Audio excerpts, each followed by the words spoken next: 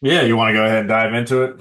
Yeah, let's jump into it. Because especially with the involuntary stuff, there's usually a story behind every single reason why I say, hey, make sure you've got this. No, absolutely. So yeah, no, I appreciate everybody joining in today. My name is Raymond Walters. I will be your host for today's webinar. I work with Epi Compliance. For those of you that might be joining us for the first time, we are a healthcare compliance company. We specialize in healthcare compliance services with HIPAA, OSHA, and Medicare regulations. I'm joined here today by my co-host, Mr. Jose Delgado Jr. Um, Jose has 20 plus years of experience in the healthcare space, especially in the healthcare consulting. Currently owns and operates a mental telehealth clinic.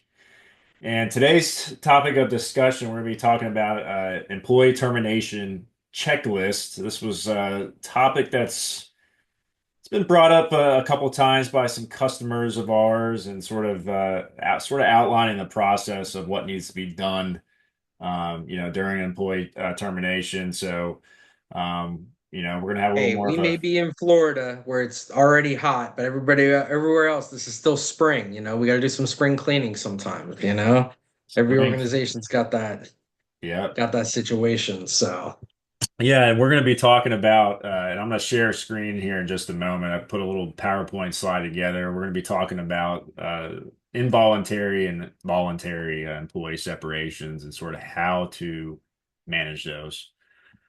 So without further ado, let's dive into it. Let me share a screen here. And once I share so this, you guys can put just a emoji or just raise or just anything in the chat. I just want to make sure everybody can see this okay. Uh, Jesus, hey, it's been a while since we had a PowerPoint up here. well, I know, right? So, I'm so feeling a while little you're doing rusty that, here. No, I got yeah, it while right you're here. doing that though, since we have visuals today, There it is. the reason why we wanted to start with the involuntary one is because one, it's going to be the same checklist as the voluntary one, minus a few items. But two, yeah, we can see it, right? But two, with the involuntary list, everything is time sensitive, right? We want to make sure that we are prioritizing and that the proper people are aware so that way we can make adjustments that we have to make on the fly, right? Be it a provider, be it a front desk person, be management, you got to figure it out. And you normally have to figure it out with little to no notice, right? Like, oh, somebody messed up. Hey, we got to get moving. So, Ray, if you want to pop Yep. that first list up. Now, this is going to be, if you need, we're going to keep it on here for a hot minute. So if you want to take notes or take a screenshot, please feel free. Uh, this is the most basic of lists that I could come up with without diving too much into the weeds with any specific one, right? Reacquire any company owned devices.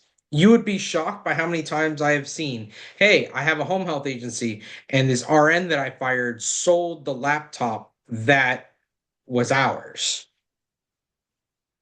What? Yeah, that was an Yeah. actual conversation we had with a consulting client. Good Lord.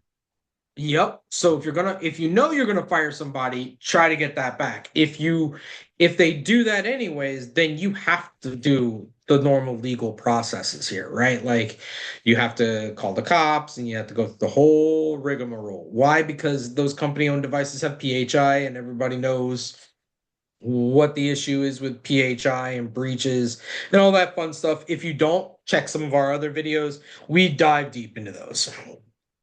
So we're going to move right on from there to ending access to company processes. These is your EHR, it's your practice management software. So if you're billing in-house, or if they have access to bank accounts, changing passwords, or the emails is a massive one.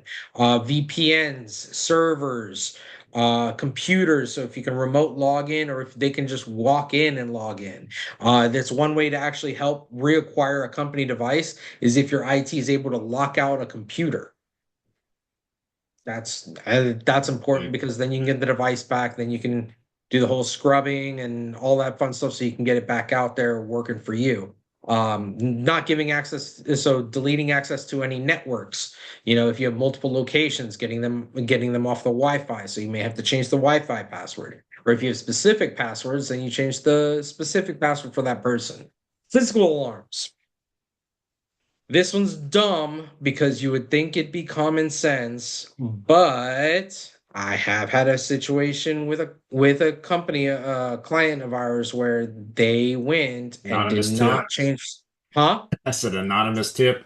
Yeah, well, it wasn't even the anonymous tip. It was the employee was disgruntled and came and vandalized, but the employee turned off the alarm but forgot that the cameras worked. So it was dumb, right? Company cards. Boneheads. Obviously, if you have like a company debit card that office managers or certain providers have because they're out and about, or depending on the type of business, it may have been easier to do that. You need to have that card's access to the account cut. I can't tell you how many times we've had situations where disgruntled employees, just because they were disgruntled and they're now ex-employees, did something stupid with the emails because they had access to their company email, like sending out an email disparaging the company, or sending out an email to patients saying don't work with this practice anymore. I'm leaving, whatever the case may be. Even something as simple as just attempting to get all of the emails and contact information for clients and then taking them. Same with the EHRs. I have seen literally employees attempt to just mess with medical records. Billing companies, if they know that it's happening or they have access to it after hours, after you fired them, they can literally go and submit a change of bank account form that you won't know that it was sent out to an insurance company until months later, and then good luck getting that back, right? Like it's a whole that line item is just massively important. So as soon as you decide that you need to involuntarily terminate somebody, I would almost have that terminated before you even have that conversation with them. This is why if you're in a hospital or in a facility setting, usually they'll have security that's with the ex-employee. Require that you get any physical keys. So if you're in a hospital and you need a badge, or if you have one of the locks that is a badge based, not key based, or if it's a punch key code into the back door, you need to disable that key.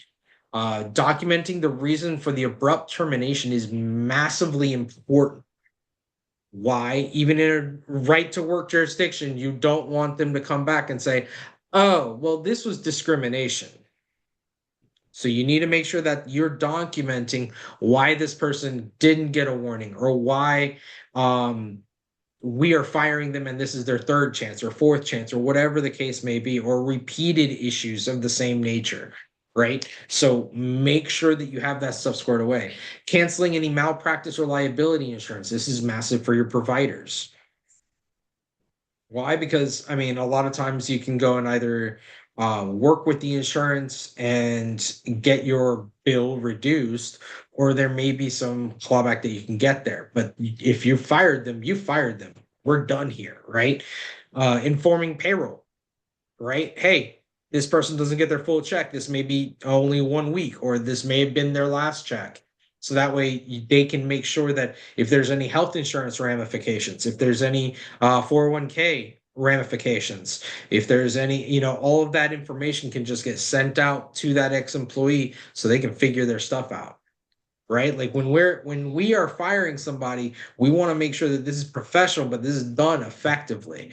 What comes next is obviously, hey, who's going to do that person's job? Who's going to take over?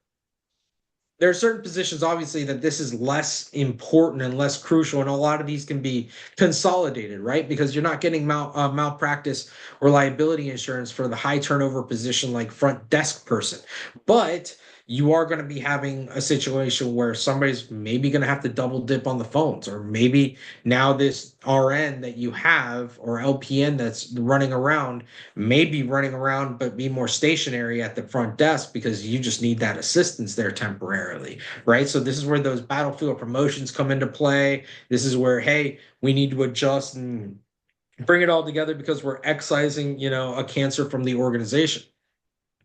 Hey, it happens. You know what I mean? When appropriate and when possible. I should have put that in parentheses.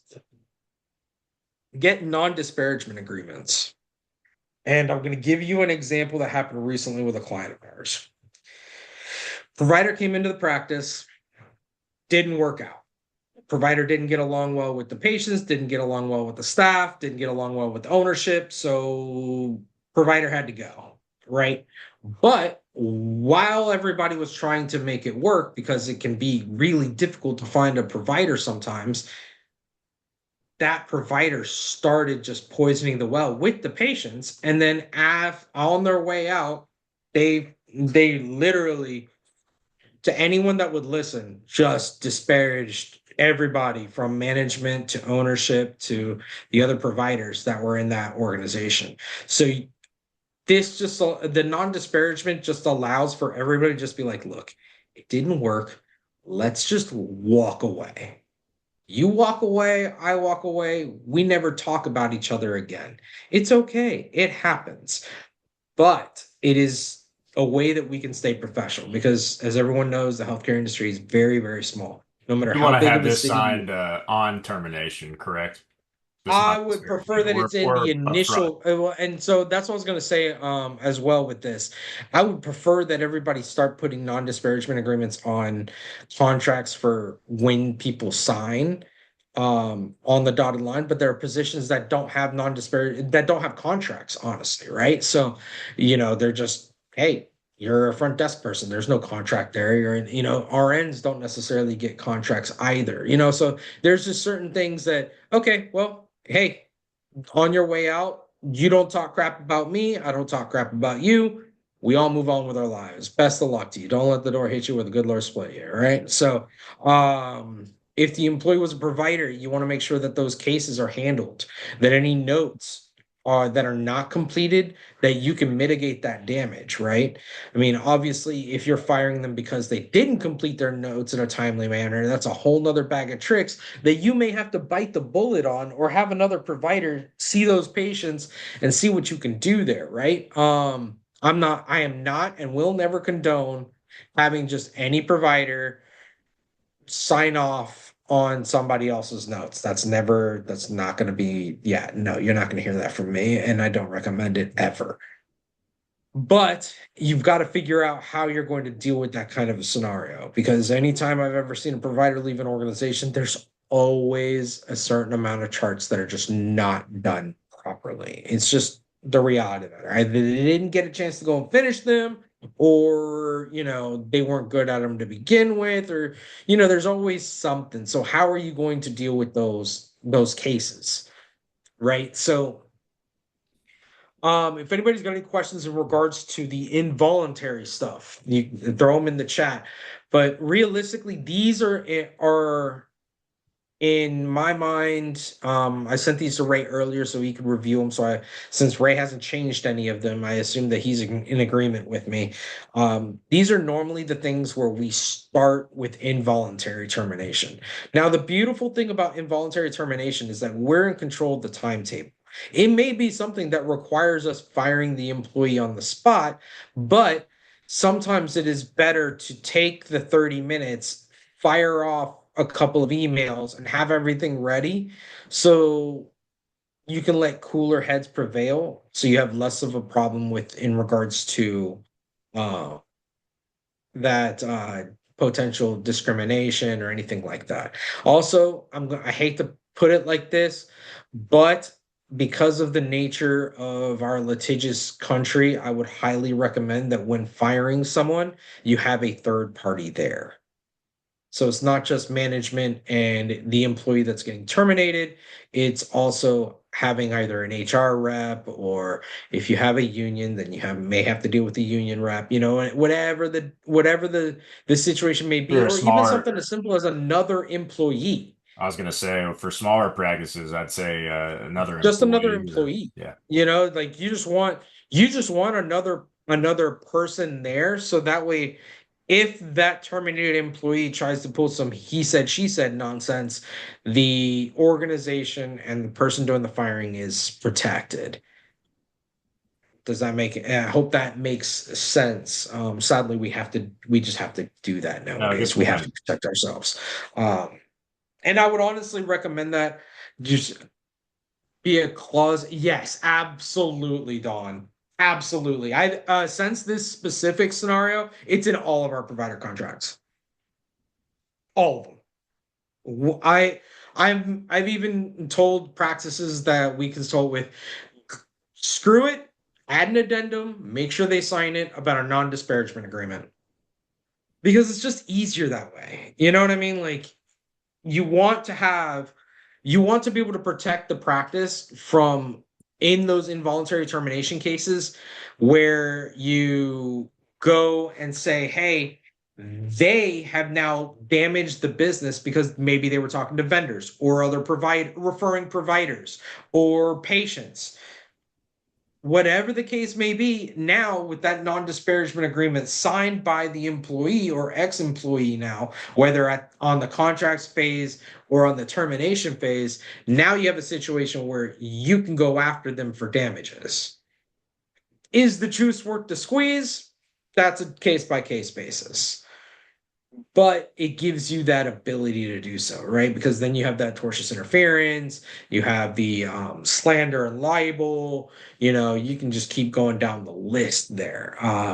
It also helps strengthen a little bit more on the not non-disclosure, the non-competes, because some states don't allow the non-competes from when that was taken off the books a couple years ago. A lot of times people are violating the non-competes by just disparaging their old organization. Yeah, I used to be with them, but I left them because of blank. Now you can't talk about it at all. Yep, they Right. don't work with us anymore. That's it. They're gone. Or they left us, or whatever. Like there's nothing, this is a mum thing. Like we don't talk about them anymore. We don't talk about Bruno anymore, right? Like we try to keep it very, very, very basic in that respect. And it just works better for everyone. The healthcare industry doesn't need more people being petty and venomous towards each other. We have to deal with the insurances and vendors as it is, right? So, um, if you have to inform any of your insurances because you're in a specific insurance contract, or your ACOs or your quality cares or all of these different, maybe you're in a REMS program with a pharmaceutical company, or you know what I mean, like make sure that all of these things are documented properly, right? So, uh even something as simple as, hey, maybe I have a dialysis or maybe I have a DME company that is part of the practice, and we just have a repeating script go out, right? Well, guess what? You can't have that provider that left be the one that's sending that script out. So there's like all these little details that really need to be addressed. With an involuntary termination, you have some wiggle room because people can understand if something slips through the cracks. I don't recommend it. I wouldn't bank on it, right? We have to be perfect. Everybody else doesn't have to be, right? So, let's move on to the voluntary one, I was please. going to say to Don's point as well, just putting everything in one document obviously makes things Yeah. easier. And just, I used to, for those that have been on this, you might have heard me mention I used to work for a weight loss clinics. There's about three locations, and whenever we dealt with employee terminations, I wouldn't say it was the putting everything in one place now. Just it just makes sense. But back when, anytime we got a new hire, we make them sign a confidentiality agreement, which kind of is, you know, patient health Mm. information staying within these walls. And then on termination, we'd have them sign um, not a non-disparaging agreement, but A basically non-disclosure. the non-disclosure on the way out the door. But it would have made sense just maybe doing everything Yeah. So if you have it in in different one. documents right now, I mean, obviously that's the way you've got it. You just got to make sure that it's part of a package, right? Yeah. Um, Yeah. when possible, I'm saying just go ahead, like moving forward. I would add it to the agreement, or Yep. even if there's certain contracts that that are about to be up. Hey, as part of the negotiations, just in general, we want to put this in there. Absolutely. So the voluntary checklist is going to be very, very similar to the involuntary checklist. Why? Because the person is still leaving the company, right? Now, Hopefully putting their 2 weeks in. I Or mean, another. so again, if it's there's certain positions where the inconvenience is merely labor based, right? Like, Right. crap, I have to find somebody to pick up the phone if it's a front desk person versus, hey, it's a provider, right? Witnesses come in handy when the employee refuses to sign any kind of termination separation. Absolutely. Absolutely, Shelley. And that's one of the reasons why I always say, hey, even for positive conversations, I like to have a third person in there just to make sure that everything is on the up and up, right? So, and I may switch it up, like, hey, sometimes it'll be a peer, sometimes it'll be their specific supervisor, sometimes it'll be, one of the providers if I can snag them, just because I want to mix it up, right? So that way there's no, if somebody does come up with something, if it's a small practice, there's no reason why we weren't cross training with something like that either, right? So, with the voluntary separation, we want to take into account the transitional nature of what comes next. Maybe say this is a billing manager or even an office manager, right? So, how are you going to transition that person? Do they have a specific timetable that they need to be out? You'll see this a lot with military spouses. Hey, husband got his orders. We're moving across the country in 30 days. Well, crap. Okay, we've got 30 days to find a replacement and get somebody in there to help, facilitate and transition and, have somebody that can train on what it is exactly the person that is leaving is doing and how they're doing it. Um, Uh, Don, everybody wishes they had the information they have today, yesterday, right? Like, I mean, you don't want to know what I'd do if I had a DeLorean. Uh, Well, so, so when we I go and like look the at, suggestion, Don. yeah, She yeah, suggesting a pre-hire webinar. no, okay, yeah, we can do that. Pre-hires, yeah, we can do that. But that's definitely this is all stuff that I wish I'd known 15, 20 years ago, and thought about back then. But realistically, you learn this is like a lot of reason why we have laws, right? The reason why we have the rule is because somebody did something stupid that meant that we needed the rule, right? Absolutely. So the transition can be really, really helpful to maintain a continuity with the practice, with the organization, and potentially even increase the likelihood that the new hire stays because it's not a trial by fire. That's really, really crucial for certain aspects of the business that it requires that employee to be on the ball like from day one. This is just to name a few like providers. Um, if you're a driver of any kind and you have a specific route that is a time oriented, if you are billing, because any day that if you're a practice and you have billing in house and you don't have somebody that's doing billing for 2 or 3 days because they're trying to get all the passwords to everything, you just lost a week's worth of billing, which for a small practice, that can make or break payroll the following week, right? So we really got to make sure that when we have that opportunity to have the voluntary separation, that we can really take advantage of that time. So it's, hey, maybe this is an involuntary slash voluntary, right? Like, hey, person, hey, Bobby, this isn't working. We're going to have to find another person. So, would you be willing to stay on an extra day to train so and so, to train Susie on what it is you do and how you do it? Perfect. If they say no, great. I mean, we're still firing you, whatever. But even if it's voluntary and they're like, nah, I gotta go, I'm done here. Hey, can you give me a couple of days so I can find a person and then they can shadow you? So that's where those conversations really come up. Again, the non-disparagement agreement, I'm a huge fan of, whether it's voluntary or involuntary, because voluntary could be them leaving us or us saying you gotta go, right? Like I've had one employee that I was like, look, I love you as a person, but I hate you as an employee. I'll be more than happy to be a character reference in a place that you think you'll be happy, but it's just not going to be here with us. You don't have what it is that we're looking for, and we couldn't get you trained up to do what we wanted you to do. Right. So I'll offer, hey, I'll speak on your behalf in a positive manner if it's a voluntary separation, because it doesn't mean that they're a bad person or that we're a bad person. It just didn't work.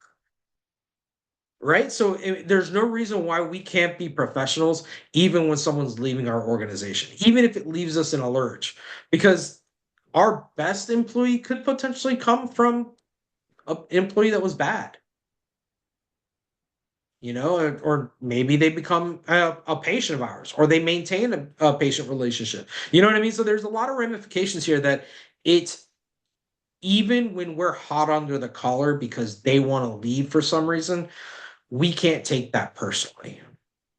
Hey, Jose, I have a scenario I've seen happen once, but talk about uh, somebody or basically having to fire a family member, right? Oh yeah, the Like family your member cousin that's conversation. handling the billing, or your Yeah, so brother-in-law let's that's managing the IT. yeah, so I'm just gonna put this under the delicate category, right? That's If we fair. think that this employee could be litigious, or if we think that this employee is a family member and can take it personally on us down the road, or even if this employee could be a major um connecting tissue between us and one of our major referral sources, right? Like there are a lot of different reasons why somebody could be absolutely crucial to the business, but you're just not a good fit. You know what I mean? Like, and I'm a firm believer of culture being a living organism. If the culture ain't right, business isn't going to work right. You're not going to get the right outcomes that you need at the pace that you need them. So when you have to go and do this, I've had to fire friends before, and I've literally had to say it just the same way like I've had to fire a roommate, right? You go and say, hey, look, I value our friendship, but in order to keep our friendship, you got to go. Yeah. Yeah. You know what I mean? Like you got to go. Like I love you like my brother, but the problem is I love you like my brother. You got to go. You're driving me nuts. Yeah, you know what I mean? Like, so it's sometimes with family members with those delicate situations, being a little bit more transparent can be useful. Obviously, different people react to things in different ways, but people aren't stupid, right? Like I Absolutely. firmly believe that people are not stupid. They are lazy. If there's do I yes, there are people that are so narcissistic that they believe that if there's an issue, it's only on their side. But there's no way that in their heart of hearts, they can't sit here and say, hey, yeah, maybe this wasn't a good fit.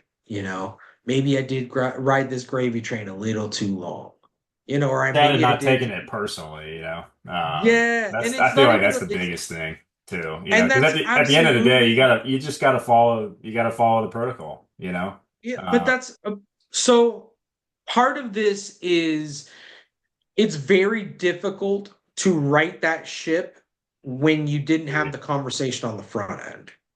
So, Agreed. for example, in our practice right now, I did have a cousin of mine that worked with us for a little bit. And I did say, hey, look, because of the nature of our familial relationship, I will not be your direct supervisor. I will not be your direct report. If there's an issue, I will step in, but I'm going to let them handle it for the most part. So this way we keep some church and state separation, right? And Sure. I told them, look, I will go and end this work relationship before it affects our familial one. So this way the intention is very, very clear. Yeah, you Whether have you're right for whether you're right pre-convo. for the job or not, I'm going to give you that shot. But Yeah. if it's not working, I've got to fire you before this turns our relationship sour. Uh, say if you did not or cannot have that conversation on the front end, then on the back end, it's a very simple matter of look. I've got to fire you because of this, and this reason. It's not that I want to, because I care about you as a person, clearly, because you're a family or you're a friend or you're whatever the case may be. But this, either way, this has to happen. Because if somebody else had done this and they weren't you, I would have fired them already. Right. Like the reality of the matter is that because of that delicate relationship, if they push you to the point where you're having the conversation of separation, they already pushed past your limit where you would normally tolerate. I say HIPAA You doesn't know what I mean? care. Like, so HIPAA doesn't care there's that you're my cousin. accountability here. Yeah, so there's an accountability conversation that has to be had, both internally with the powers that be in your organization saying, yeah, we should hire this person, and even with the yeah, we need to fire this person. Because if they hadn't been that specific person to you, you have fired them before? And usually the answer is yes, which means that you should Yep. bloody fire them. Right? So when we go and sit here and we got to have these conversations, we want to make sure that these key conversations are had in a way that when possible, if we must terminate the relationship, then we want to show it that it is in their best interest to leave. Maybe they're not happy. Maybe, they're having a problem with the schedule. Some people work better at night. Some people work better in the mornings. And maybe that schedule is all botched, right? So we've got to go and rectify that. Um, there's all kinds of little things that need to be addressed internally, and not just internally with the organization, but internally if you're the management. Yeah, absolutely. Right? It's tough, but these are the kinds of conversations that if you're going to have it, you might as well just rip the band-aid and be done with it. Because you know this person as a friend, as a family member, this should make it easier for you because you know how they react positively to certain types of conversations and how they react negatively to other types of conversations.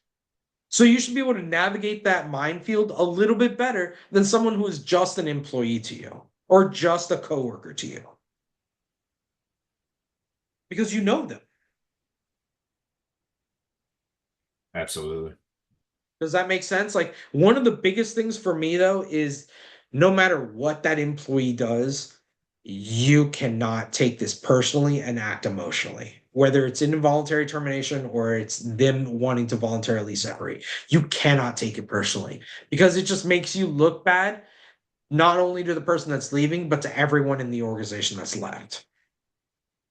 And it can be a really, really hard thing to do because you're sitting here and saying, "Hey, I was building out a department or a line item of our business was built around you, and now you're leaving. This completely hoses me." But it's not about me; it's about us, right? So when they voluntarily separate, we got to go and be like, "Hey, all right, I understand. I mean, I always like to when an employee tells me, "Hey, I'm leaving," I always like to ask why. I want to know because it may be too far gone to fix it with this situation, but maybe it's something that we can work on for the future, right? Hey, I'm leaving Yeah. because the Exit hospital's offering interview. me $2 more an hour. All right, bye. Let me pack your bags because I can't do that, right? Like, you know what I mean? Like, there are certain things where it's just like, okay, bye, that's dumb. But there are certain things where it's like, hey, I I didn't get the support that I thought I was gonna have here, or hey, I don't like the patient population, or maybe I thought I liked healthcare, but I don't. Hey, I thought I liked the job. I applied for this job, but I don't like what I'm doing in this job. Then those kinds of situations can be, well, what kind of thing do you think you would like? Right. Because, for example, someone who's really, really good at billing does not tend to be very, very good at being a front desk person.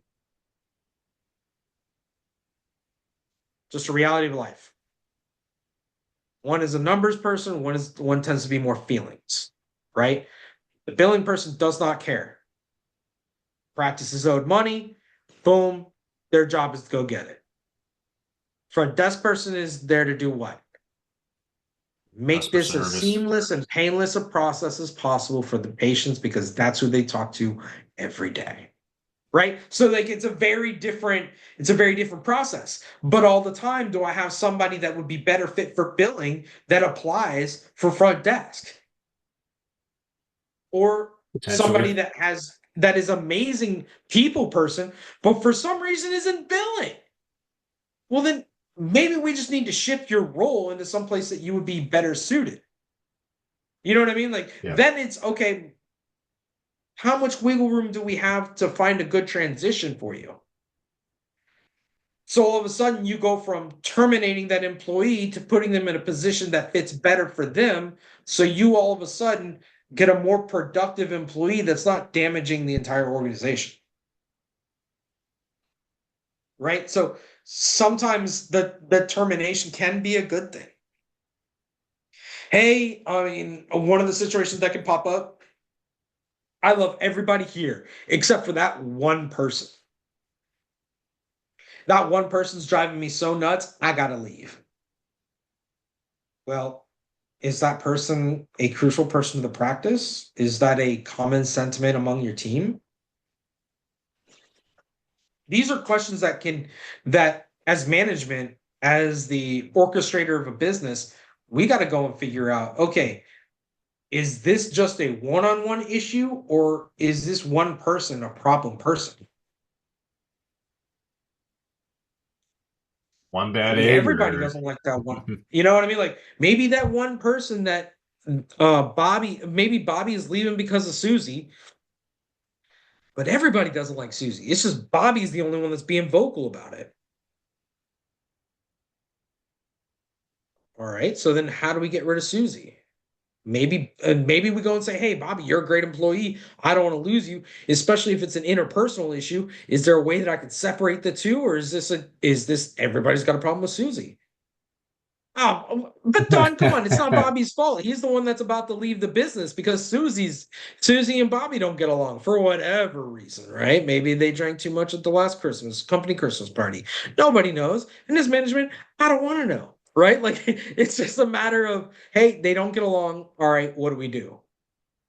Now, if all of a sudden Bobby's like, well, no, I'm not the only one that doesn't like Susie, and starts rattling off names, and you can confirm, yeah, hey, Susie is a problem in the practice, all of a sudden you need to sit back and say, is Susie worth the headache?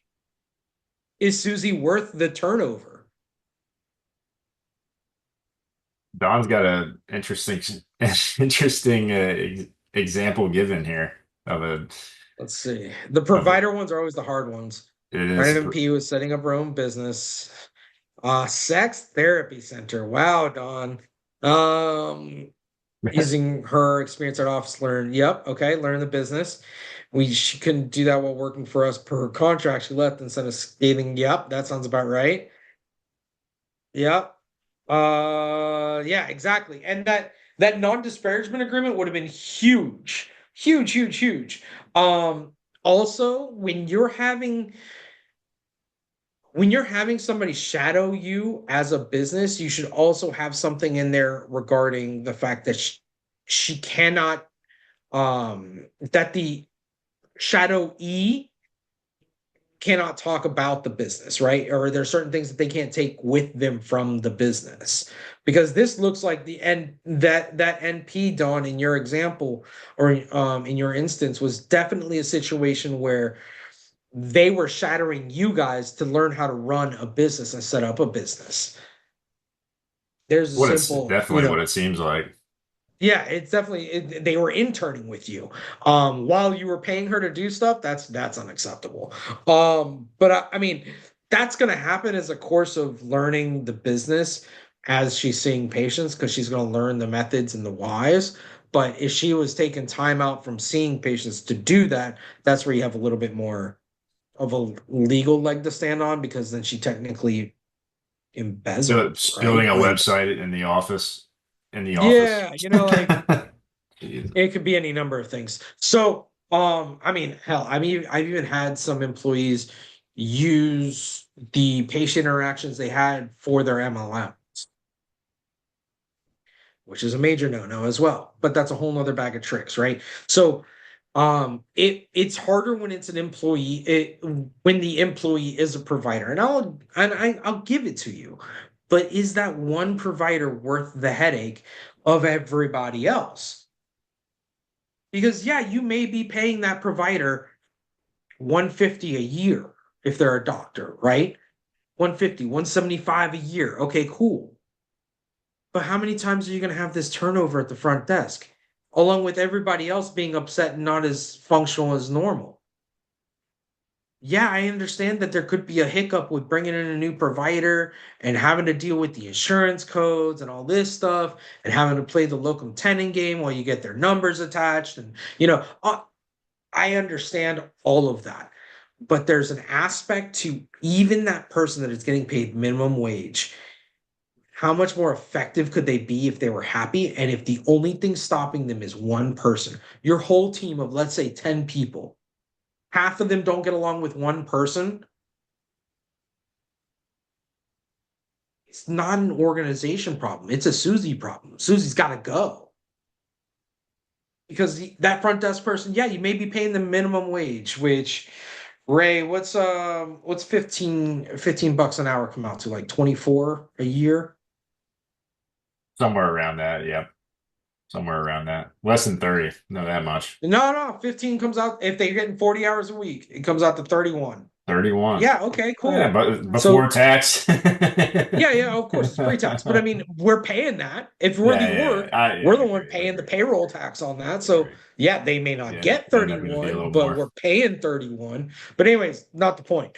Um, how many people need to turn over before you're sitting here and saying, man, Susie really is a problem? If all these people leave, it doesn't matter if you have the provider because everything else isn't getting done.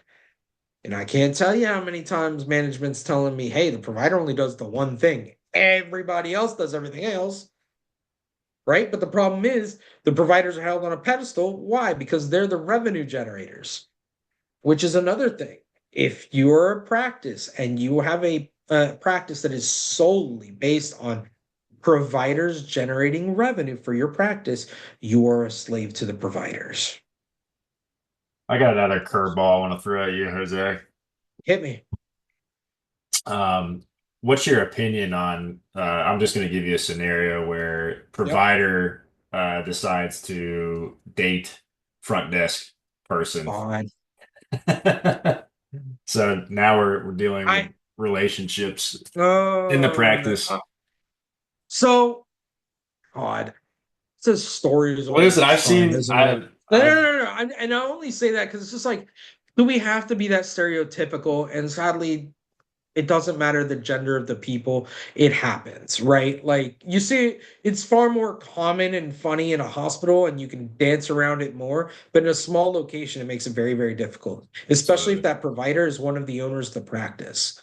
And that's where you have a lot of discrimination issues. That's where you have potentially a Me Too problem. Like there are so many headaches that you're going to head off at the pass. You're right, Shelly. It always Yep. ends up in a nightmare. Does not end up But well. the funny part is that no one sees that it's a nightmare for anybody else except for the people involved. They never realize that, hey, all of a sudden the office manager's stuck in the middle of this because they had a fight last night, right? Yep. I have practices that have a very, very strict rule of no spouses in the office, no dating in the office. Um, does it work? Sometimes. You have to be willing to enforce it, though. It is easier when you have multiple locations and then you can kind of split them. Like a lot of larger organizations say, okay, fine, you guys want to date? Perfect, but you can't be in the same department. One of you's got to move. It's very common in hospitals, police departments, fire departments. In a smaller practice, it's harder to do because maybe you only have 15 employees, right? Uh, I I don't like the concept of, hey, you started dating somebody, so you got to get fired. But if everyone is aware of the expectations coming in, there's no reason why everyone should not be surprised by the accountability that needs to be had after the fact, right? Like it's again, it goes back to this. I had a situation with a practice that we were consulting. They had a very awesome Christmas party. And maybe some things happened at that Christmas party that management and ownership would not have been a fan of. But if the management and Mm, ownership does not know about it, they don't need to know about it. What happens at karaoke one night after work does not need to be brought into the office.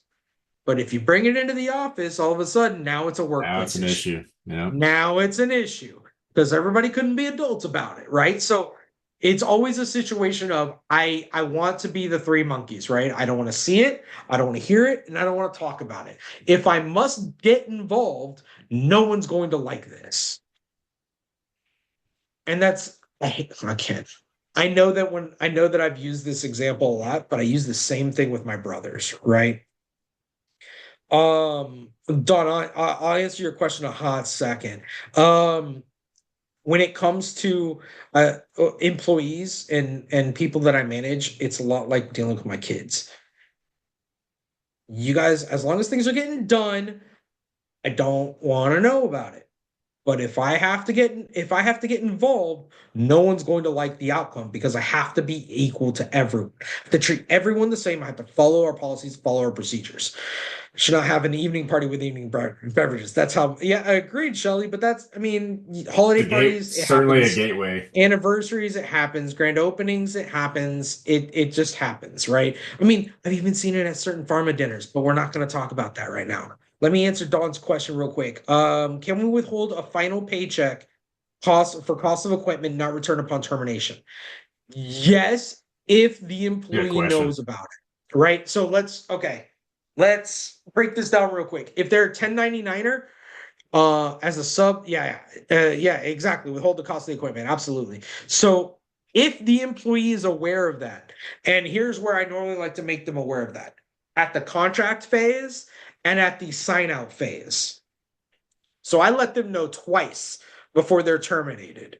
Hey, you are an employee. That means that device is ours. Something happens to that device, it's on you. If you leave the practice, I want that device back or it's on you. I'm getting my money one way or the other. The biggest problem is Should that be put in writing as well or in your hiring that's where contract? it should be in writing twice. Once in the Okay. contract, Okay. because you should know at the time of hire whether that employee is going to be having a device or not. Right? Like if you don't, that's fine. That's what the sign out sheet is for. Got it. All right, cool. You're getting this laptop because COVID was a big example why people got devices, right, from companies. Okay, here's a piece of paper. You're saying you're signing this out. Responsibilities on you. If you quit or get fired, you need to get this back to us, or we withhold the paycheck for the amount.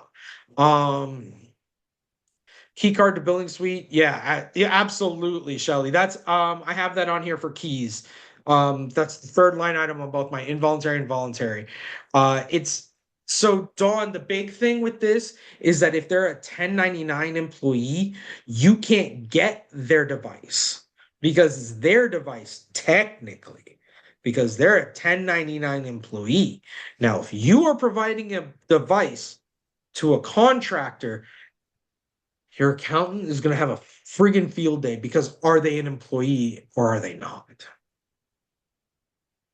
And then you run down this whole situation where I've had situations where a provider is understanding that they are a 1099er. We follow this very specific checklist from the IRS regarding what is this contractor and what is an employee. And we hit all of those checks until that last one. We provided a device. Boom, all of a sudden, they're now an employee. Now they can get workers' comp. Now there's payroll taxes that are owed. You know, like there are ramifications that we need to be very, very, very, very clear on. And that's why if the person that's getting terminated is a contractor, we need them out of all of the things they could have access to. It's even more, that second line item is even more important. That's getting rid of their access to EHRs, getting rid of their email access, getting rid of their network access, getting their physical keys. All uh, that stuff is super, super important. Jose, I got a follow-up question to Shelly's question. Obviously about the keys, the locks, all Yeah, that. yeah. How fast does access need to be revoked after termination? How fast does it take you to send out a text? So immediately is the Immediately. answer. So again, I work off the quadrants. What is urgent and critical, and then work my way around. What is urgent, what is critical, and then what is not urgent and critical. Right. So urgent and critical for me is absolutely on this list, the first three. Absolutely. EMR, Absolutely crucial. email, absolutely. Um, Key, and physical then keys. the reason for the abrupt termination or for them leaving is urgent. It can be in urgent or critical, or depending on the situation, it could be part of that urgent and critical, right? But it needs to get done quickly. Everything else after that is kind of get it done when you can, right? Um, this was a volunteer term. He handed over the key card, but apparently had a spare. How did he get a spare, Shelly? Oh, he was the administrator. That's how he got a spare. Oh, yeah. So, how can I put this? If you're an employee of the practice, the ownership group or executive team needs to be aware of everything that those, especially those key employees have. Shelly, that normally happens with admin. You would normally see that the higher the responsibility upon separation, the more holes there are, right? I've seen it all the time. Hey, there was a client of ours that was cardiology. The ownership group did not want to ask the question of how much money was embezzled by the old office manager. They didn't want to know because they were pretty confident it was in the north of six figures. And the problem was, it wasn't even just the administrator, it was also the bookkeeper that quickly left after the new administrator came in and we came in to start going through the books. So it's absolutely something. Yeah. So there are so many holes anytime someone key leaves. I mean, I've seen it to where a new provider is completely disparaging the provider they're replacing because they didn't like the way they were practicing medicine. You know what I mean? So there's all kinds of things that happens when somebody leaves and somebody new comes in. There's all kinds of opinions, Yeah. all kinds of things that they were doing wrong that maybe we should do it like this.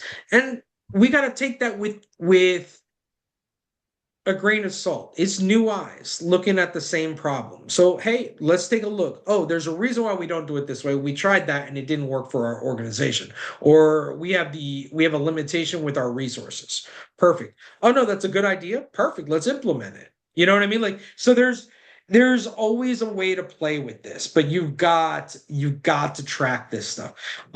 Shelly, I would absolutely tell you, if you're having anybody that has keys they give out to employees, you need to have a hard count on this key card thing, on this key thing.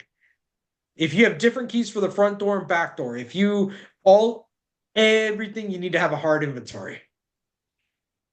Hard inventory. Anytime somebody leaves, I'd be counting it out just to make sure that none of this stuff left. Because it could be a major, major problem.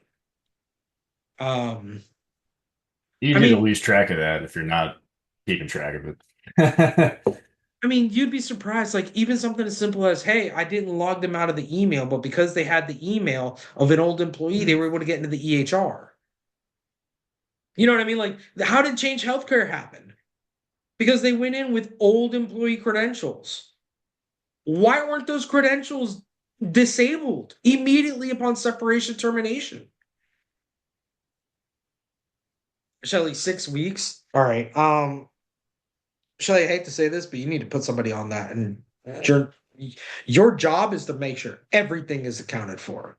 And you may be paying that person for 3 weeks full time. Just them going through, all right, this, getting passwords, getting all kinds of stuff. And that's the problem with when people leave that are in positions of authority and power. There's always stuff that's going to be missed, but you need to try to have that log as clean as possible.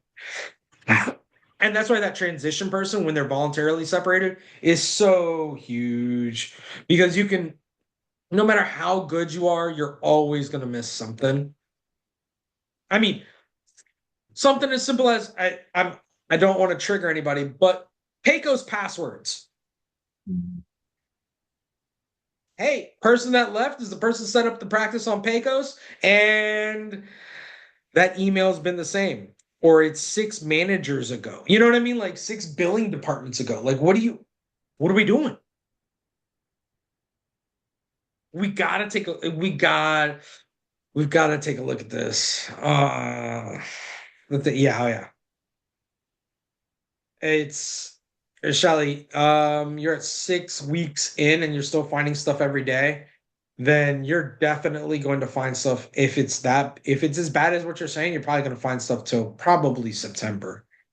And then don't be surprised if next year something random pops up and it's like, oh my God. That's I'm why I mentioned assuming the this was a Pecos thing. long-term administrator. This person was with the organization for quite some time. Just making the assumption, Shelley. It doesn't matter. When you're Yeah. an office manager, when you're Mm. billing department head, um, there's so many things that you're spidered into just to do your job properly that it's wild. It's wild the checklist that you have to create. He was there 5 years, Shelly. Yeah, he was there for in management. In management time is like dog years. So really he was there 30 years, you know. You're gonna be finding stuff for a It's while. 35 You're not gonna actually, find some Jose. stuff, Shelly, until literally you change a system because you decided to switch major vendor down the road, and then you're gonna find something with his name on it. I promise. I promise. It happens all the time. All the time. I can't tell you how many times. Yeah, I know, Shelly. I'm just saying it so for everybody else, and so that way like it sucks, but it's part of the business, right? So that's what we've got for you guys. I hope that you guys enjoyed it. I hope we made this interesting, as difficult a conversation as these can be. We're here to help. Any topics like these. This one was actually kind of fun for me because the craziness that always happened, the chaos that ensues from a termination can be extremely minuscule to paradigm shifting. Absolutely. And it's the management of the two. So we cannot be afraid of, oh yeah, and here's something from Epi that we can use to help us out with all of that. And some of that stuff is on there that I was I was gonna mentioning say if you're, right at the top. if you're an Epi compliance customer, you have access to these general policies that Jose and I have covered here. We also, any of our customers, any of the employees that are logging in and accessing Epi compliance, whether it's just for their training or their policies, they have to attest to a HIPAA confidentiality and security agreement. It's automatic. And then we also do offer, Jose, it might be worth exploring the disparage agreements, but we do offer our Yeah. customers a termination agreement on departure through Epi compliance. So maybe the disparaging, it kind of goes hand in hand, but maybe the disparaging might be something We to can look go over it, into. but it's not something that's going to be it's not going to take us long, right? Like it's going to be very simple. You don't talk bad about us, we don't talk bad about you. Everybody moves on their own way, and that's that. It doesn't need to be any more complex than that. Because once somebody breaks that, it's like an NDA, it's literally an NDA. So, cool. Thank you, Don. And we'll look to, like I said, we're kind of booked up here for the rest of May, but we'll look to expound on that topic of sort of pre-hire checklist We'll pick a date in June to discuss that. Jose, I know you said you're gone. I think the The first week of June. first week of June. Maybe I'll save that topic for the second. Either that or Dr. Delgado can help you out with that one too. I was gonna. That'd be a Well, good one for him. you think Ask him, and we can go from there. that's fine? I'll do that, and maybe I'll look to have him on the first week of June. Then we can expound on Yeah, that. Thanks for yeah, the that'd be feedback, good. Sherry. Appreciate it. Again, if anybody has any topics you'd like us to discuss, healthcare compliance related, anything, let us know. Certainly would love to discuss the same, and especially we can help you out. So, and provide any clarity. Also, I'm going to bother everybody here.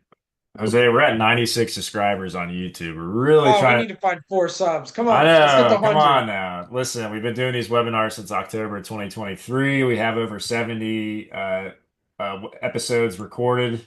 Um, please like and subscribe. This video is going to go up on our YouTube as well. It'll be up more than likely by tomorrow afternoon. Jessica, Jessica, to answer your question, that checklist that I made, it's going to be on the YouTube channel, on the YouTube video, so you can either screenshot it there or Ray, if Ray has your email, he can send it to you as well.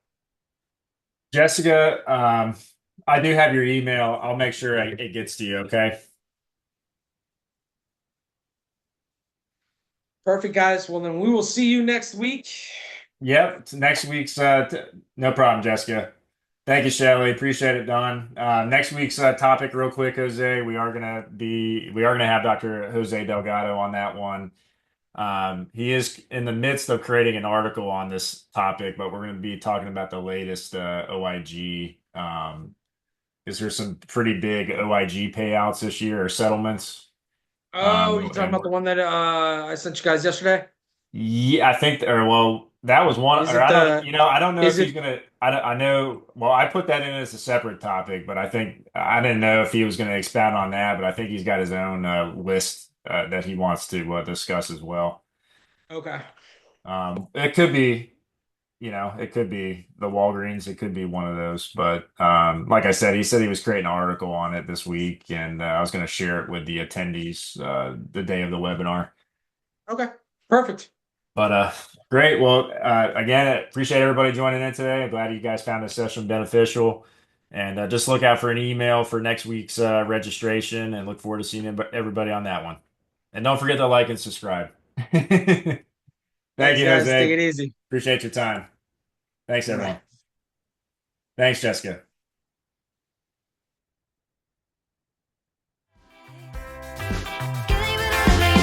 Sunshine.